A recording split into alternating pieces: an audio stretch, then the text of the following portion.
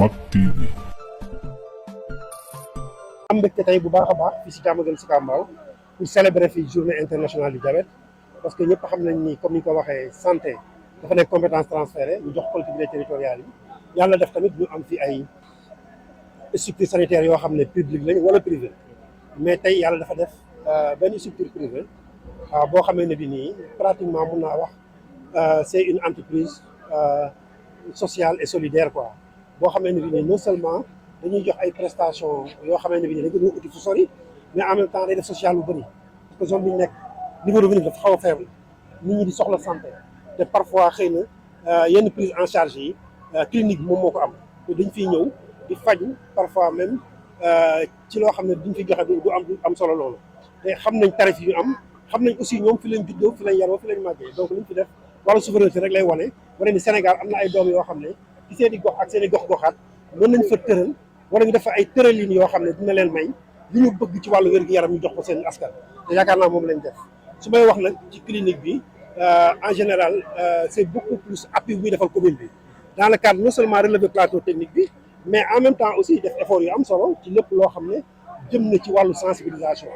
parce que nit ki nga xaar ba mu feebar nga sensibiliser ko moom mooy ci feebar yi moom moo gën donc xoddee ko balaa ngay lakkale il faut savoir mieux vaut prévenir que guérir je pense que ça va dans le sens de la prévention mais ça dans le sens aussi ñi nga xam ne dal na leen seen xel dal que ni prise en charge bi mi ngi fi que accompagnement bi mi ngi fi que tout ce qui est sensibilisation ak traitement yi aussi ñi ngi fi pour nit ñi mën a xam ne diabète mën nañ dund ak moom te xëy na mën na laa bañ a lor te di ngeen dund ak moom lu yàgg kon loolu mu nekk ay dispositifs yoo xam ne tey dégg nañ ko fi ci sensibilisation bi mais gërëm partenaires yi nga xam ne jàpp nañ ci yëpp gërëm leen ñoom ci boppam parce que ils ont mobilisé énormément de moyens pour qu'on puisse ñu mën a réussir journée bi mais la ligue aussi des randonneurs def nañ ay taxawaay yu mag gis nañ mobilisation bi gis nañ ànd mais population yi association yi population yi ñi nga xam ne ñooy fréquenté ñoom seen bopp le personnel tey gis nañ mobilisation bi ñu am donc di ñaan lii mu nekk benn modèle boo xamee ne bi nii ñeneen ñi fi nekk def santé dinañ jéem a séddoo calendrier ba nga xam ne lépp lu ci xew rek dinañ profité defaale sensibilisation bi parce que amplification bi ñu am ci rajo internationale yi ci télé yi ci yenn débat yi daf ñuy may sensibilisation bi gën a dem nit ñi xam la mooy feebar parce que feebar boo ko xamee rek doo ko ragal te jàpp naa ni ñoom ci loolu lañ nekk donc docteur Bamba merci beaucoup pour tout le travail mais remercier aussi presse bi yëpp ci taxawaay bi ñuy def lu am Diamaguène Sicap Mbao yi ñëw taxaw xam nañ ni nous on est dans l'innovation on est aussi la santé aussi est une priorité pour l'équipe municipale donc suñu amee ay partenaires yu mel ni ñoom ñu jël activité bu mel ni en charge à 100% bu ñu ko doxal kon loolu c'est une fierté donc jërëjëf di sant ñëpp di gërëm ñëpp jërëjëf sinon que message ma bëggoon lancer sax ci ma defoon léegi rek laay yokk ci français dama waxoon ni modèle bi Khadim Rassoul indi ñoom docteur Seye ak ñoom docteur Bamba teg ko fii juddoo fi yaroo fi mu nekk modèle boo xamee ne bi nii boo ko xoolee soo gisee yeneen yi nga xam ne dafay def ay 40 milliards parfois 50 milliards teg ay hôpitaux ci yeneen régions yi te duñu mën a satisfaire nit ñi dañuy ñaan état bi mu ñëw roy ci modèle bi jéem a xool nu mu ko dupliquer parce que un modèle boo xam ne bi ma waxtaanee ñoom gis naa ni coût bi tollul noonu li ñu amee benn hôpitalu 40 milliards ñoom mën nañ cee def 10 wala 20 yu mel noonu te ñëpp ciy jot te gis nañ ni fii prestation yi li ci gën a yéeme mooy li gën a sonal Sénégalais mooy wàllu imagerie wàllu def analyse ñu lay xaarloo suba ginnaaw suba fii gis nañ fi dispositif yoo xamee ne bi nii daanaka boo defee analyse bi da ngay xaar ay minutes ñu jox la sa résultat te pratiquement on a tout ce qui est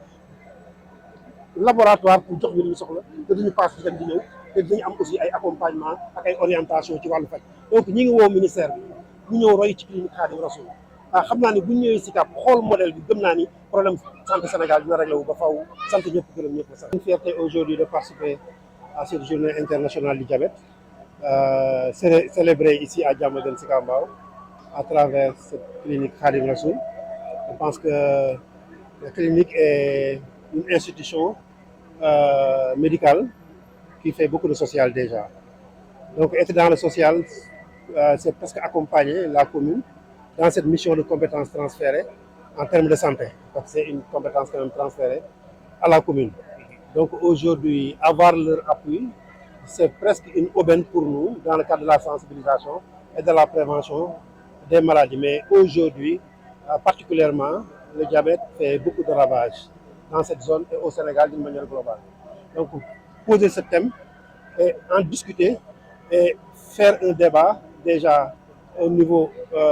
des quartiers. C'est très important parce que les débats globalement, on les a dans les télés, dans les radios, et parfois c'est pas très proche. Et aujourd'hui, cette sensibilisation, en tout cas, qu'on a fait avec la Ligue des randonneurs, a été vraiment exceptionnelle. Donc on est très fiers de ce qui est en train d'être fait. Mais remercier Dr Bamba, qui est responsable de cette clinique, et le travail qu'il est en train de faire. Pour nous, ça doit continuer, ça doit plus pas être des aspects curatifs, mais il faut aussi travailler sur la prévention et la sensibilisation. Parce qu'aujourd'hui, ce diabète n'écarte personne. C'est des enfants de rien du tout qui ont le diabète. On dirait qu'ils naissent avec le diabète. Et après, bon, ça devient des dégâts et une charge sociale ou une charge financière très lourde pour les personnes affectées ou pour leurs familles. Donc aujourd'hui, je pense que la commune, en tout cas, est satisfaite de l'organisation, est satisfaite aussi de cette célébration de cette journée. Et ça marque un début de collaboration par rapport aux autres journées, parce qu'il y a un calendrier médical qui est célébré partout dans le monde. Et Diamaguène Sicap Mbao était un peu en rate dans ces types d'activités. Mais avec cette collaboration aujourd'hui, vraiment, avec cette clinique qui est dans le social à fond et qui montre aujourd'hui un modèle, qui propose un modèle de gestion sanitaire de proximité au Sénégal. C'est un modèle, moi, que je n'ai vu nulle part au Sénégal et à un coût pratiquement abordable. Donc l'État gagnerait. C'est un appel ça à destination, en tout cas du ministère de la Santé,